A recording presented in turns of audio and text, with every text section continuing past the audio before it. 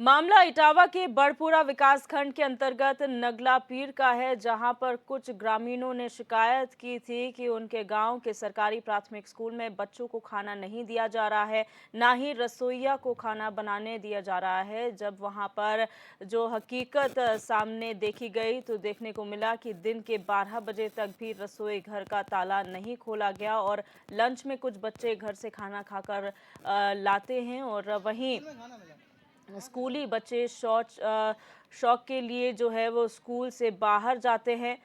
बच्चों से जब वजह पूछी गई तो उन्होंने बताया कि स्कूल में शौचालय में ताला जड़ा हुआ है। जब इसके बारे में स्थानीय लोगों से जानकारी ली गई तो पता चला कि स्कूल के अंदर महीनों से शौचालय के गेटों पर ताले पड़े हुए हैं, जो कि जंग खा गए हैं। वहीं मिड डे मील में भोजन बनाने को लेकर ये बहस पहले भी कई बार हो चुकी है, जिसका खामियाजा आज बच्चों को भुगतना पड़ रहा है।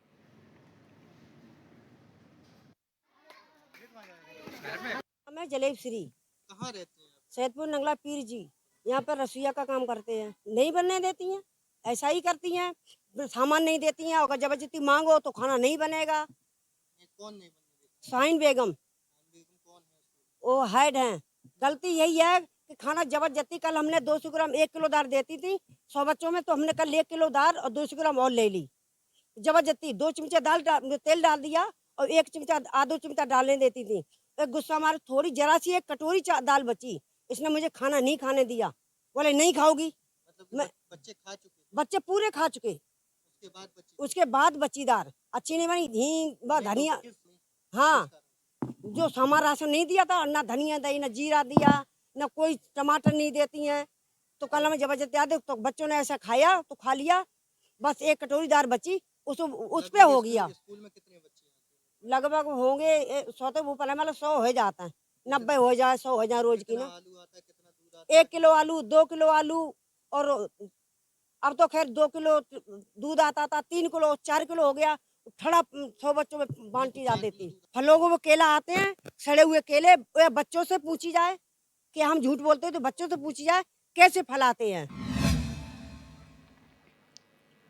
और हमारे संवाददाता रामकुमार राजपूत हमारे साथ लाइव जुड़ चुके इसी खबर पर। राम, जानकारी चाहेंगे, ये जो पूरा मामला है, स्कूल में मिड डे मील समय पर नहीं मिलता, शौचालय यहाँ पर नहीं बनाए गए हैं, आखिर पूरा माजरा क्या है?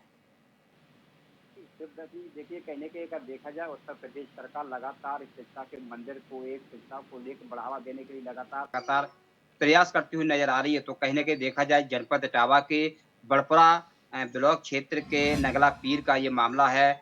जब सूचना मिली थी कि कल से ही बच्चों को जो है मिड डे मील नहीं दिया जा रहा है, रसोइयों को रसोइया जो है उनको जो खाना नहीं बना दिया जा रहा है। प्रधानाध्यापिका द्वारा जो वहाँ पर रसोइयों में किचन में जो ताला डाल दिया गया है, जो बच्चे पूरी तरीके से भूखे हैं, 2 दिन से लगातार खाना नहीं बन रहा है, जिसके लिए शिकायत की जा रही थी। ग्रामीणों के आक्रोश देखने को मिल रहा था, क्योंकि लगातार सरकार के जो आदेशानुसार मिड डे मील को लेकर बच्चों को जो है भोजन दिया जाता था, लेकिन फिर हम्म। भी कहीं न कहीं अगर देखा जाए, प्रधानाध्यापिका की जो मनमानी के चलते आज जो है रसोइये परेशान हैं, उनको हम्म। खाना नहीं बनाने दिया जा रहा है, हम्म। जिससे बच्चे भूखे हैं, अपने घर से खाना लाकर खा रहे हैं। अब हम्म। सरकार के जो आदेश हैं, तो आखिर देखा जाए तो किस तरीके से ये ताक पर प्रधानाचार्य रखकर जो है काम करती नज़र आ रही हैं, क्योंकि कई बार संबंधित अधिकारियों को भी शिकायत की गई, लेकिन उसका कोई भी निस्तारण नहीं दिया गया। हम्म। रसोइयों ने बताया कि जब जिस तरीके से देखा जाए, जब मिड डे मील का खाना बनाया जाता है, तो कहीं न कहीं देखा जाए तो पूरी तरीके से जैसे दूध आता है, तो दूध में 3 लीटर 100 बच्चे जो छात्र हैं, उसमें 100 बच्चों के लेकर जो है 3 लीटर दूध आता है, उसमें भी 1 बाल्टी प्रधानाध्यापिका जो है पानी डालती हैं। और कहीं न कहीं देखा जाए कि जिस तरीके से वहाँ और भी मसाले आते हैं, जिस तरीके से उसमें खाना बनाने के लिए, जैसे हम्म। तेल है, तेल 100 बच्चों में जो है सिर्फ़ 1 ही चमचा तेल डाला जाता है। तो हम्म। ऐसे कई आरोप जो है रसोइयों ने लगाए हैं कि जिस तरीके से प्रधानाचार्य अपनी मनमानी के चलते पूरी तरीके से कहीं न कहीं एक बड़ा सवाल खड़ा होता है कि आखिर जिस तरीके से शिक्षा को लेकर हम्म। स्कूलों में कहीं न कहीं एक इस तरीके के अगर कारनामे देखने को मिले, तो कहीं न कहीं बड़ा सवाल खड़ा होता है कि सरकार के जो आदेश हैं, पूरी तरीके से आदेशों को जो है हम्म। उल्लंघन करते हुए नज़र आ रहे हैं। हम्म। अच्छा राम, जानकारी चाहेंगे क्योंकि बच्चों को जब मिड डे मील दिया जाता है, गुणवत्ता का ध्यान रखना, ये वहाँ के आंगनबाड़ी जो कुक्स हैं या फिर वहाँ पर जो शिक्षिका हैं उनका ध्यान रखना ज़रूरी है। ऐसे में अगर वहाँ शौचालय बहुत टाइम से बंद पड़ा हुआ है, तालों में जंग लग गया है, तो क्या कभी किसी ने शिकायत अधिकारियों से नहीं की और अधिकारियों ने कभी इस विद्यालय की सुध नहीं ली? देखिए, दिव्यदर्शनी जी, ये भी बहुत बड़ा सवाल है क्योंकि ये कई बार जो है संबंधित अधिकारियों को, बेसिक शिक्षा अधिकारी को इसकी जो अवगत कराया गया था, लेकिन कहीं न कहीं जाँच का पल्ला हवाला देकर पल्ला झाड़ते हुए नज़र आए। अब यहाँ कल ही जब इस तरीके का मामला देखने को मिला, तो जब उनके पास एक संपर्क करने की कोशिश की, तो उन्होंने बताया कि अभी हम छुट्टी पर हैं, अब आते ही उनको ये जाँच कराएँगे। इस तरीके की जाँच कब तक होती रहेंगी? आखिर जिस तरीके से जो प्रधानाचार्य हैं, जो पूरी तरीके से अपनी मनमानी करने पे लगे, क्योंकि यहाँ के जो बच्चे, छोटे-छोटे बच्चे हैं, स्कूल के बाहर टॉयलेट के लिए जाते हैं, शौचालय के लिए स्कूल के बाहर जाते हैं, जबकि स्कूलों में ही जो है ये शौचालय बनाए जाते हैं। लेकिन फिर भी कहीं न कहीं अगर देखा जाए तो पूरी तरीके से यहाँ एक ये लगभग सालों से यहाँ पर जो है शौचालय के जो बने हुए थे उसपे ताले लगे लगे लटके हुए थे, क्योंकि जब ताला जब खुलवाया गया तो कहीं न कहीं देखा जाए तालों में जंग लगी थी, शौचालय पूरे गंधहीन पड़े हुए थे।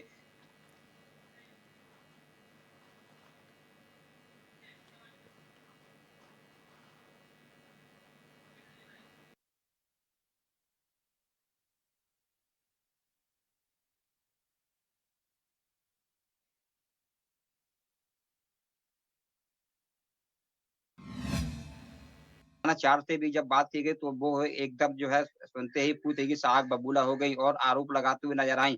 उनका कहना है कि हमने कई बार जो है रसोइया जो यहाँ पर है उनको हटाएँगे, उसके बाद में यहाँ खाना बनेगा। अब देखना ये होगा कि आपसी लड़ाई में आकर बच्चों का भविष्य के साथ क्या खिलवाड़ होता नज़र आ रहा है, क्योंकि यहाँ जो बच्चे भूखे हैं और 2-3 दिन से यहाँ पे खाना नहीं बन रहा है। तो कहीं न कहीं अगर देखा जाए तो जो प्रधानाध्यापिका जो कहीं न कहीं है तो अपनी मनमानी करने पे लगी हुई हैं, क्योंकि हुँ। अगर देखना होगा कि शिकायतों के बावजूद भी अगर इन लोगों पर ऐसे कार्रवाई नहीं होती है, तो फिर कहीं न कहीं देखा जाए सरकार के जो आदेश है उनको पूरी तरीके से उल्लंघन करती हुई नज़र आती हैं। जी। राम, दूसरी बात अधिकारियों की करें तो यहाँ पर मॉनिटरिंग का क्या रोल है? यहाँ पर कितनी बार मॉनिटरिंग की जाती है अधिकारियों द्वारा? कितने अधिकारी यहाँ पर आते हैं और यहाँ पर समय-समय पर मॉनिटरिंग होती है? शिवदर्शन जी, ये भी बहुत बड़ा सवाल है कि जिस तरीके से देखा जाए कि अगर शिक्षा का मंदिर कहा जाए, तो सरकार के द्वारा जो आदेश दिए जाते हैं कि जिस तरीके से कोई भी किसी प्रकार की विद्यालयों में, सरकारी विद्यालयों में असुविधा ना हो, जिसके लिए मॉनिटरिंग भी की जाती है, संबंधित अधिकारी भी बार-बार स्कूलों में जाते हैं। लेकिन फिर भी इस तरीके के जो हालात देखने को मिलते हैं, कई ऐसे विद्यालय हैं जो आज भी पूरी तरीके से प्रधानाचार्य अपनी मनमानी करने पे तुले हैं। या तो बिल्डिंग को लेकर या फिर किसी तरीके से मिड डे मील को लेकर या फिर और संबंधित अधिकारी जिस तरीके से यहाँ मॉनिटरिंग करते हैं, लेकिन कहीं न कहीं देखा जाए तो वो कहीं इनकी मिली-भगत के चलते कहीं न कहीं इस तरीके के जो कारनामे देखने को मिलते हैं। आखिर ऐसे लोगों पर क्यों नहीं कार्रवाई की जाती है? जब पूरी तरीके से देखा जाए तो लगातार जिस तरीके से जो शिकायत करते हुए नज़र आ रहे हैं, उनको पूरी तरीके से अवगत भी करा दिया जा रहा है कि इस तरीके से मनमानी करने में लगे हैं कि सरकार के जो आदेश है, सरकार पूरी तरीके से विद्यालयों में पूर्ण रूप से कहीं न कहीं सुविधा देने के लिए प्रयास करती हुई नज़र आती है। लेकिन फिर भी कहीं न कहीं देखा जाए ऐसे प्रधानाचार्य पर अगर क्यों नहीं कार्रवाई की जाती, जो पूरी तरह मॉनिटरिंग करने के बाद भी इस हुँ। तरीके के जो हालात देखने को मिलते हैं, कहीं न कहीं शिक्षा का मंदिर कहे जाने वाला आज पूरी तरीके से एक अखाड़ा बनता हुआ नज़र आ रहा है। रसोइयों ने भी आरोप लगाया है कि जब गुणवत्ता को लेकर जब प्रधानाचार्य से किसी तरीके से जब हम बात करते हैं, तो कहीं न कहीं एक बार जब बात की तो उनका भी कहना है कि मेरे साथ प्रधानाचार्य ने मारपीट भी की गई थी। अब देखना ये होगा कि आखिर गुणवत्ता के लिए जब बोलेंगे ना, तो प्रधानाचार्य मारपीट भी करती हैं। तो आखिर क्या है इस तरीके के जो हालात हैं, तो आखिर ऐसे प्रधानाचार्य पे क्यों नहीं कार्रवाई होती? क्या उनका जी। अधिकार है रसोइयों को मारपीट करना? और हुँ। उसके बाद भी रसोइयों ने ये भी बताया है कि जो टॉयलेट की जो सफाई होती है, तो रसोइयों से भी सफाई कराई जाती है। अब देखना ये होगा कि आखिर सफाई कर्मी कहाँ है, जो रसोइयों से जो खाना बनाती हैं, बच्चों के लिए खाना बनाती हैं, तो उनसे भी टॉयलेट साफ कराया जाता है, ये बहुत बड़ा सवाल है। आखिर जी। ऐसे जो हालात कहीं न कहीं देखे जाएँ, जो स्कूल में सरकारी विद्यालय में तो कहीं न कहीं पूर्ण रूप से ये हुँ। कहीं न कहीं एक बहुत बड़ा सवाल खड़ा होता है। आखिर ऐसे प्रधानाचार्य पर क्यों नहीं कार्रवाई की जाती है? क्योंकि हुँ। जिस तरीके से देखा जाए सरकार के जो आदेशों का उल्लंघन कर रहे हैं, पूरी तरीके से बच्चों को शिक्षा के साथ खिलवाड़ कर रहे हैं, बच्चे स्कूल के बाहर शौच के लिए जा रहे हैं, तो ये बहुत बड़ा सवाल है कि आखिर मॉनिटरिंग करते हैं, तो आखिर ऐसे सवालों पर क्यों नहीं अगर कार्रवाई की जाती है? जिस तरीके से देखा जाए तो पूर्ण रूप से आज कहीं न कहीं देखा जाए तो विद्यालय एक नर्क बना हुआ है, जिससे पूरी तरीके से ग्रामीणों में आज आक्रोश दिखाई देता नज़र आ रहा है। आखिर ऐसे प्रधानाचार्य पे क्यों नहीं कार्रवाई की जा रही? जब प्रधानाचार्य भी जो है एक आग आग जब हम लोग पहुंचे, मीडिया की टीम पहुंची तो पूरी तरीके से आग बबूला होती नजर आई।